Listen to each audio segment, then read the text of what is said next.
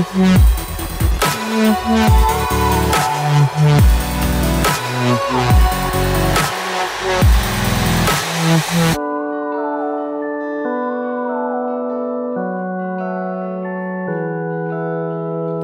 pessoal, espero que vocês tenham tido uma ótima semana e eu estou aqui novamente para mais uma edição do nosso programa Eu e Você. Hoje a gente vai falar sobre uma doença que ela é silenciosa e é muito perigosa, infelizmente, o glaucoma. Quem bate um papo comigo é a doutora Elise Miller, do Hospital de Olhos de Blumenau. E nós vamos falar também sobre os benefícios da vitamina C. Será que um copo de suco de laranja no café da manhã é o suficiente? Não sei. Quem vai passar as dicas pra gente é a Luana Santos. E a Cris Graff conversa hoje com uma psicóloga e o assunto é sobre depressão na adolescência. Eu digo sempre, poxa, quem tem depressão não deseja esse mal para ninguém. Imagina um adolescente depressivo. Tudo isso você confere hoje aqui no programa Eu e Você. Vamos conhecer agora os benefícios da vitamina C. Roda a matéria, Sinara.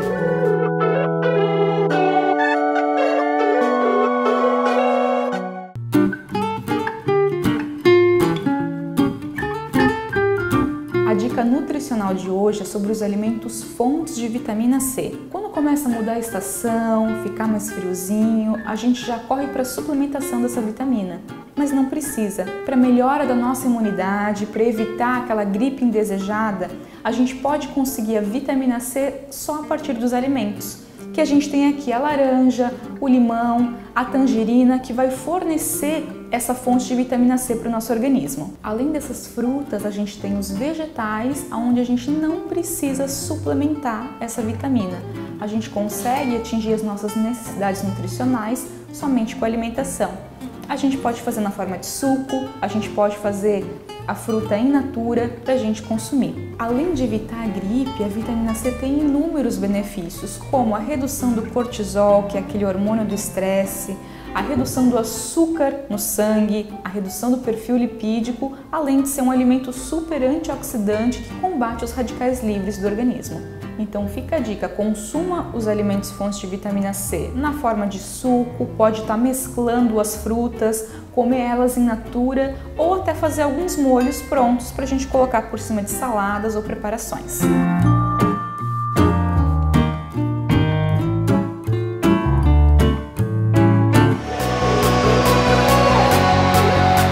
No quadro Pais e Filhos, a Cris Graff conversa com uma psicóloga a respeito de depressão na adolescência, um alerta para os pais. Vamos ver como é que ficou essa matéria e preste atenção, porque de repente seu filho ou alguém que esteja próximo de você esteja precisando da sua ajuda.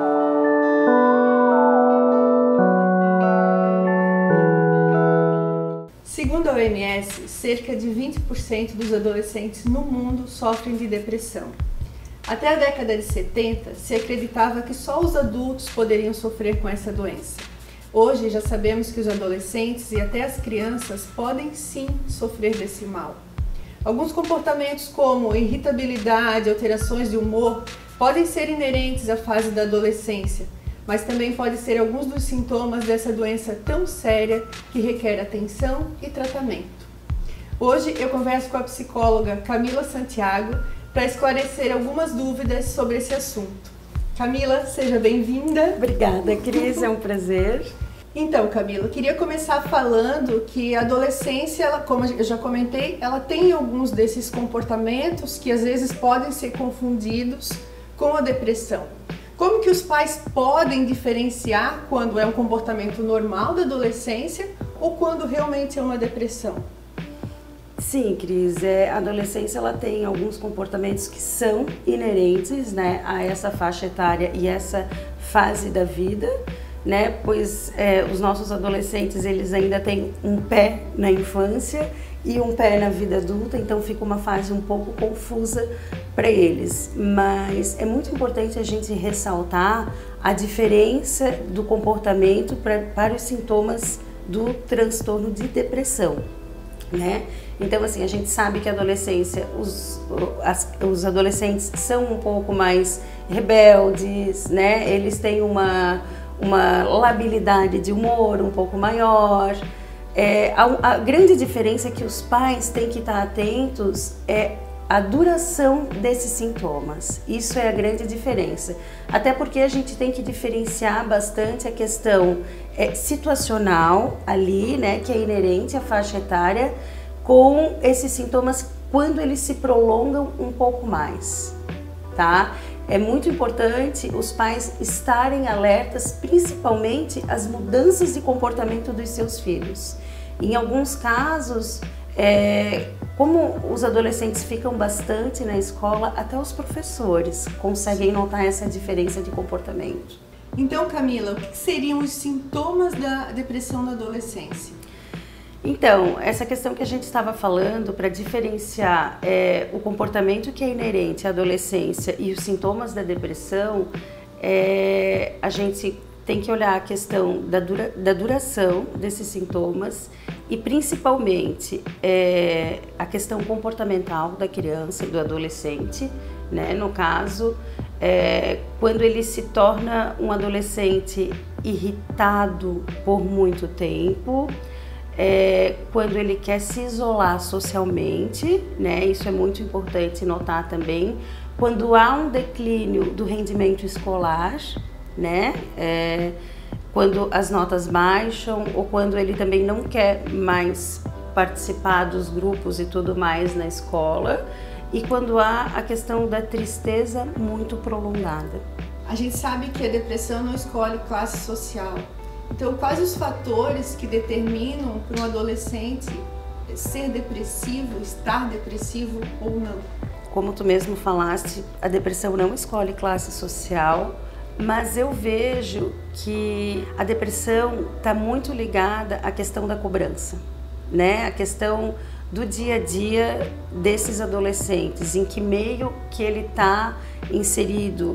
No caso, a cobrança de passar no vestibular, a cobrança de ser um bom filho, a cobrança de ser um bom amigo, a cobrança de ter um corpo perfeito e aceito pelos padrões impostos pela sociedade. Então, assim, embora não tenha essa questão da classe social, a gente vê que a prevalência está ficando muito alta nos meios onde esses adolescentes têm melhores condições de vida. Camila, a gente sabe que existem alguns casos que são hereditários e outros por diversos motivos. Existe alguma forma de prevenir a depressão? Prevenção é uma coisa, né? Depressão é uma coisa que é difícil a gente colocar, mas há estudos e a comprovação que nos casos onde um dos pais já teve algum quadro depressivo, a chance do filho ter aumenta e dobra essa chance do filho ter a depressão. Então eu acho que isso é um fator que é muito importante estarmos ligados, né, nessa questão, porque isso aumenta muito a possibilidade desse adolescente desenvolver um quadro de depressão.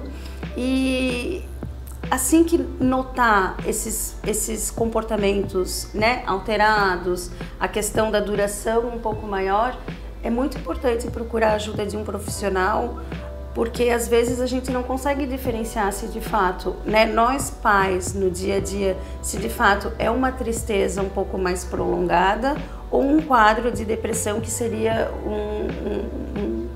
um transtorno no qual, né, há tratamentos para esse tipo de transtorno.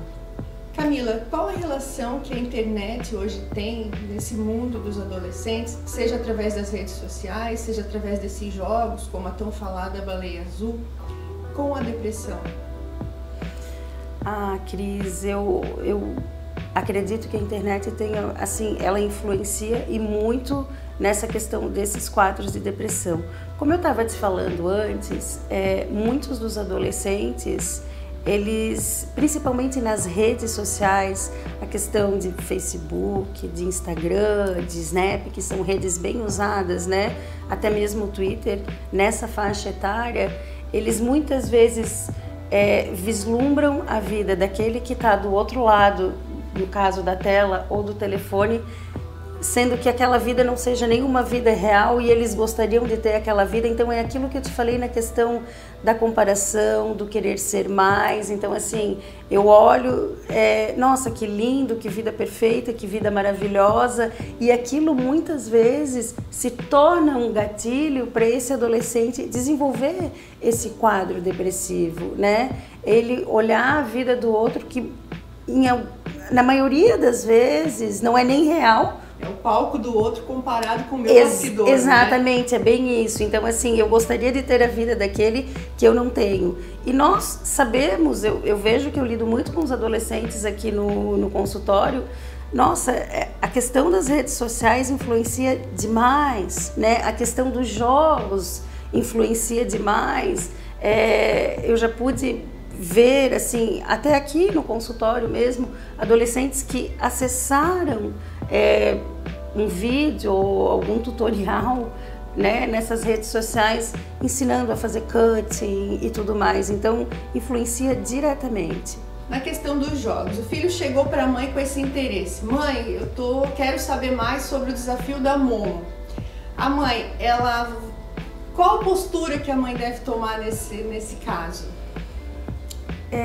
Eu sempre sugiro para as mães, né, quando elas me fazem esse questionamento aqui no consultório, que elas sentem com o filho, conversem, né, abram artigos ou abram matérias, né, na internet para mostrar, porque se a mãe não fizer isso, a curiosidade fica muito grande, né? E aí, quando eles estão curiosos, é muito grande a chance deles irem em fontes, buscar informações em fontes que não são adequadas, e aí piora a situação. Então, eu sempre sugiro para as mães, por mais difícil que seja, sente, mostre, esclareça, converse com o seu filho, né?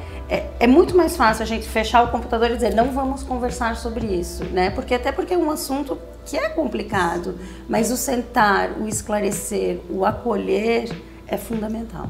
O suicídio é um assunto que às vezes é até tabu de ser falado, mas que nós estamos vivendo uma triste realidade e que inclusive é a segunda causa de morte nos jovens hoje. Qual seria a relação da depressão com o suicídio? E existe alguma forma de prevenir o suicídio? Sim, Cris. Aí, diferente da resposta que eu te dei antes, quando os pais eles conseguem constatar, né, que esses episódios de irritabilidade, de tristeza estão muito prolongados, se fizerem a procura de um profissional, né? Dependendo do caso e do grau, porque a depressão ela é dividida em diferentes graus, esse adolescente precisa de um acompanhamento com medicação, né? E de um acompanhamento terapêutico com psicoterapia. Nesses casos, a medicação e a psicoterapia ajudam e ajudam muito. Aí a gente consegue uma prevenção do suicídio, né? Porque a ideação suicida, quando ela está muito elevada, o adolescente pode vir de fato num momento de profunda tristeza, vir a se suicidar mesmo. Então, eu alego que essa questão do suicídio já fica lá em último grau, sabe? Quando não foi feito nada antes. Isso está muito relacionado, que eu acho que é importante, eu converso muito com as mães, a questão da frustração, né? Desde pequenininho, é importante nós criarmos os nossos filhos com a possibilidade deles se frustrarem, desde bebezinho. Logicamente que eu digo uma frustração aceitável, né? Não é deixar o bebê chorando no berço 1 hora sem o bico ou sem a mamadeira, mas é importante eles terem esses episódios de frustração, até porque para eles aprenderem a lidar com isso e se tornarem pessoas mais resilientes, né? A questão de deu errado, ok, a gente levanta, a gente tenta de novo, porque o que eu vejo muito comum, né, no dia a dia hoje, a gente enxerga que os nossos adolescentes não sabem se frustrar. Então o primeiro tombo é motivo para nunca mais se levantar e nunca mais tentar. Então, o máximo possível, desde lá da primeira infância, a gente conseguir ensinar os nossos filhos a se frustrar, isso vai fazer toda a diferença, né? Então, isso é até uma prevenção que vem lá de trás. Eu acho que uma dica importante para falar é para os pais a diferença entre a tristeza e a depressão. Então, eu não passei no vestibular, eu briguei com a namorada, alguém querido morreu. Tem uma diferença entre a tristeza e a depressão? Cris, a diferença da tristeza e da depressão é a questão, né, da duração, mas a gente vive numa sociedade, infelizmente hoje a gente vive numa sociedade onde as pessoas precisam ser felizes. Então a gente não pode confundir. Tristeza não é depressão. Nós precisamos, às vezes a gente fica triste com coisas que acontecem no dia a dia, e as pessoas já olham, tá depressivo. Não é bem assim, né? Tem uma grande diferença. Então essa necessidade de ser feliz e de mostrar felicidade é uma coisa. E quadros de transtorno depressivo é diferente disso. Então as mães podem ficar tranquilas nesse ponto também. Isso está totalmente ligado àquilo que eu te falei da questão da frustração, né? Terminou um relacionamento, não passou no vestibular, né, perdeu um ente querido, isso tudo são coisas que a pessoa, são episódios momentâneos ali que a pessoa está passando, que logo ela se recupera, então isso não quer dizer que seja uma depressão. Certo, Camila, eu agradeço a tua participação. Obrigada, querida. E até uma próxima. Até uma próxima. Durante todo o mês de maio se falou muito de uma doença ocular que se chama glaucoma e nós não poderíamos deixar de esclarecer para vocês esse assunto. Por isso eu converso hoje com a doutora Elise Taniguchi Miller. Acompanhe a matéria.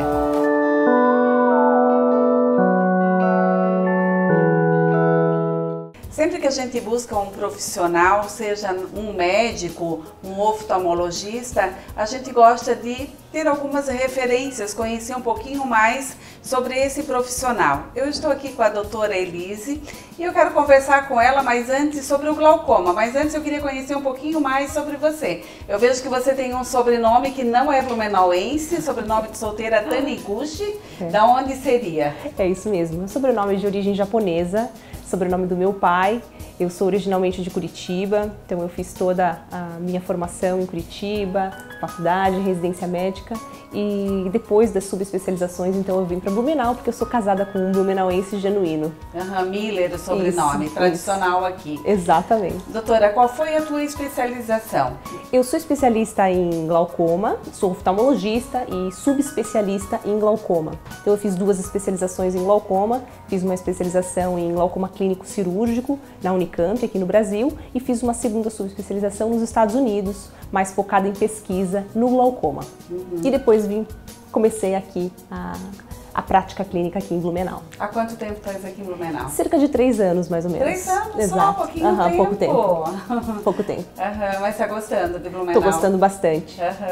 Principalmente pelo inverno, que não existe tanto, quanto Curitiba, que é a minha cidade de origem. Passei longos anos sofrendo com frio e finalmente agora eu consigo viver num lugar mais quente. Mas o friozinho de Curitiba é gostoso também, gostoso, né? É gostoso. A gente sente falta do friozinho aqui em Blumenau. Eu sei. Mas, gente, nós vamos falar de um assunto um pouco sério hoje. Nós vamos falar sobre o glaucoma.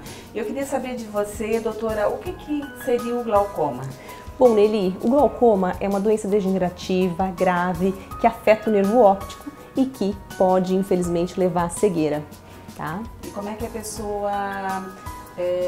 ela tem sintomas? Como é que ela procura, em que momento que ela procura um oftalmologista? O que ela sente? Então, vamos começar do começo. Existem vários tipos de glaucoma. Existe glaucoma primário, glaucoma secundário, de ângulo aberto, de ângulo fechado. Então, dependendo do tipo de glaucoma, ela pode ou não ter sintomas. Existe uma cultura de que o glaucoma não tem sintomas. Isso, na maioria das vezes, é verdade quando a gente fala do glaucoma primário de ângulo aberto, porque ele tem bem poucos sintomas de fato. Mas quando a gente fala, por exemplo, num glaucoma secundário, um quadro de diabetes, por exemplo, ou num quadro de glaucoma agudo, que é relacionado ao glaucoma de ângulo fechado, existe sintoma sim, que é a dor ocular intensa, a vermelhidão, náuseas, vômitos. Então ele não dá sintoma quando ele é o tipo primário de ângulo aberto, que é a forma mais comum. Doutora, como é que eu sei se eu tenho ou não glaucoma? Quais seriam os sintomas? Bom, aí que entra o nosso trabalho então. A partir do momento que você faz exames anuais, a gente consegue detectar se existe algum sinal de que você possa desenvolver glaucoma ou se você tem algum fator de risco. E dessa forma, a gente vai fazer a prevenção necessária, os exames anuais. Essa é a forma que a gente faz para detectar e classificar. Caso por exemplo, eu te examine e veja que você tem fator de risco ou que você tem uma suspeita de glaucoma. Então, a gente vai seguir com a propedêutica, vai fazer a classificação desse glaucoma para que a gente possa programar a tua terapêutica. O glaucoma, ele atinge só os adultos ou as crianças também? É hereditário? Ele é hereditário e infelizmente atinge as crianças também. É uma forma rara, mas atinge. E a gente chama de glaucoma congênito, infantil, e quando atinge uma idade um pouquinho mais avançada, antes dos 30, 35 anos, a gente chama de glaucoma juvenil. Então, a partir de que idade que os pais, ou se já tem algum caso na família, tem que trazer a criança para uma consulta? Se existir alguma alteração no teste do olhinho, essa consulta tem que ser imediata. Se essa criança tiver um desenvolvimento normal, precisa vir antes de 1 aninho para fazer um exame de rotina normal, não focado no glaucoma, mas focado nas diversas anormalidades do olho. E hoje a Sociedade Brasileira de Oftalmologia, o Conselho Brasileiro de Oftalmologia também, preconizam que uma vez por ano essa criança seja examinada até a idade adulta. O glaucoma, ele pode ser cirúrgico, pode ser feito cirurgia? Ou qual seria o tratamento? Pode ser feito cirurgia sim, mas a cirurgia a gente vai reservar para os casos mais avançados. Existe uma forma de tratar também, que é a forma de cirurgia laser. A gente pode usar a cirurgia laser em casos mais brandos, mas sempre com indicações bem precisas. Por isso que é importante a gente fazer a classificação da doença. À medida que o paciente vem numa primeira consulta, a gente vai classificar ele dentro do espectro de primário, secundário, de ângulo aberto, de ângulo fechado, agudo, crônico, e aí programar se esse paciente vai para uso de colírios, laser ou cirurgia. E hoje a gente tem muitos recursos entrando no nosso país para que a gente possa evoluir no campo das cirurgias minimamente invasivas. Atualmente a cirurgia padrão do glaucoma é a trabeculectomia, mas existem muitas técnicas e dispositivos em fase de aprovação, que já são aprovados nos Estados Unidos e que estão chegando aqui. Então, em pouco tempo, a médio, diria aí a curto e médio prazo, a gente vai ter introdução de alguns dispositivos e talvez consigamos aproveitar muitos deles para o tratamento do glaucoma. Doutora Elise, como é que é a visão da pessoa que tem o glaucoma? Bom, em pacientes que têm glaucoma inicial a moderado, essa visão pode ser normal. E esse é o motivo pelo qual muitos pacientes não procuram ajuda médica. Por quê? Esse paciente se sente confortável, ele pode até ter algum sintoma eventual, mas na maioria das vezes ele não tem sintomas. E por isso que a gente diz que o glaucoma é uma doença perniciosa, porque vai até um estágio final em que aí sim o paciente começa a ter sintoma. Por quê? As fibras nervosas precisam ter uma perda muito grande para que isso represente uma perda de campo de visão, uma perda funcional. É uma doença, então, silenciosa? É uma doença silenciosa, isso aí mesmo, Nelly. Quando a pessoa se vê com a doença, ela normalmente já está no estágio mais avançado, é Exato, isso? E acontece muito. A gente vê muito paciente chegando aqui, são quadros, na verdade, muito dramáticos, porque o paciente não tem a menor ideia de que ele tem glaucoma e ele chega no consultório muitas vezes por outra queixa. Ele chega por baixa de visão achando que é catarata, porque o glaucoma acomete mais os idosos. Então ele chega no consultório achando que ele tem uma baixa de visão por catarata, ou até mesmo por alguma outra causa, ou ele vem reclamar porque o olho é seco, e aí ele descobre que ele tem glaucoma, e alguns descobrem já que tem um glaucoma avançado, levando até um choque, porque realmente é um diagnóstico bastante pesado. A primeira coisa que vem à mente da pessoa é: eu vou ficar cega. Com certeza, com certeza. É assustador mesmo. É assustador, e mais assustador ainda quando é um paciente mais jovem. Quando é um caso de um glaucoma juvenil, por exemplo, o paciente tem aí 30, 35 anos e ele se vê com esse diagnóstico terrível de glaucoma e com a iminência de cegueira, de terminar os seus dias com a cegueira instalada, então chega a ser muito dramático mesmo. Por isso que a gente sempre fala aqui, frisa sempre, que a prevenção, né, doutora, é muito importante, né? A prevenção é muito importante. Vale a pena a gente sempre estar aí com os exames em dia. A gente não falou ainda e eu queria saber o que é a pressão ocular. Como é que a gente mede essa pressão do olho? Então a pressão intraocular ela é baseada nos líquidos que circulam dentro do olho. Então se a gente tem líquido demais lá dentro, como o olho é um compartimento fechado, se tem líquido demais, vai haver o aumento da pressão. E esse aumento da pressão se reflete lá atrás do olho, no nervo óptico, fazendo com que a camada de fibras nervosas vá morrendo lentamente. Ou pode ir morrendo rapidamente se for o caso de um glaucoma agudo também. E a pressão ocular ela é medida somente no consultório médico, através de aparelhos especiais que nós temos. Infelizmente não consegue ser medida em casa, diferente da pressão arterial, que com o aparelho a gente consegue medir em casa, consegue ter uma ideia se essa pressão está alta ou não. A pressão intraocular não, ela só pode ser medida em consultório médico. Até existem nos Estados Unidos alguns dispositivos para tentar medir a pressão ocular de uma forma fidedigna, mas isso ainda não foi obtido completamente. Doutora, o que você deixaria como uma dica final para os nossos telespectadores? Lili, o que eu diria é que a prevenção é sempre o melhor caminho quando a gente está falando de glaucoma. E o paciente que tem, de fato, algum sintoma, e mesmo o paciente que não tem, mas tem um fator de risco, é interessante que ele venha para que a gente possa fazer realmente um exame completo, bem detalhado e, se houver o glaucoma, fazer a classificação para que a gente possa programar a terapêutica. E se esse paciente tem somente uma suspeita de glaucoma, a gente também acompanha para ver se um dia pode se tornar glaucoma ou não. E lembrando que o Hospital de Olhos, uma vez por ano, faz uma campanha de combate ao glaucoma, então quero que os espectadores fiquem atentos porque é uma luta nossa contra o glaucoma. Mais uma vez, então, nós estamos gravando aqui no Hospital de Olhos de Blumenau. Lembrando que o Hospital de Olhos fica em frente ao Shopping Neue Markt, aqui na rua 7 de setembro. A gente todo mês está aqui e mostrando para vocês profissionais de todas as áreas, porque aqui você conta com oftalmopediatras, especialista em cataratas, glaucoma, enfim, ou uma simples consulta de rotina. Vale a pena você vir aqui e você vai ser atendido por um profissional assim, querido e simpático como a doutora. Muito obrigada, doutora. Eu Obrigada, adorei Lili. a consulta. Adorei conhecer um prazer você. Conhecê-la. Tá? Muito legal. E a gente volta no próximo mês. Eu falo toda semana, mas vale lembrar que você pode assistir todas as matérias que você gostou pelo nosso canal no YouTube. Se inscreva no canal. Se você não conseguir assistir pelo YouTube, você pode assistir também pelo Facebook. Programa Eu e Você com Nelly Passolt. Semana que vem a gente já preparou aí matérias super interessantes, então fica ligado porque durante a semana a gente vai te informando de tudo que vai rolar aqui na próxima semana. Eu fico por aqui, um beijo grande e até semana que vem. Tchau, tchau!